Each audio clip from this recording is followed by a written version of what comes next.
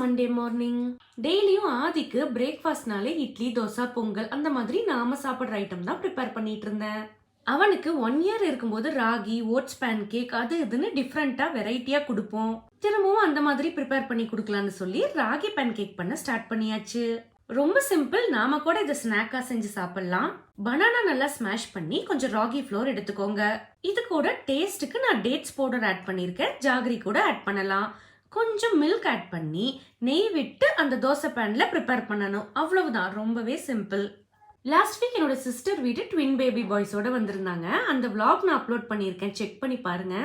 அவங்க குட்டாஸ்க்கு வெரைட்டியா இந்த மாதிரி பேன் கேக் செஞ்சதை பார்த்து தான் சரி ஓகே நாமளும் திரும்பவும் பண்ணலான்னு எனக்கு ஐடியா வந்தது. நம்ம வீட்டு பால்கனி கார்டன் பத்தி சின்னதா ஒரு அப்டேட். எனக்கு ரொம்ப நாளா ஹேங்கிங் பிளான்ட்ஸ் வாங்கணும்னு ஆசை.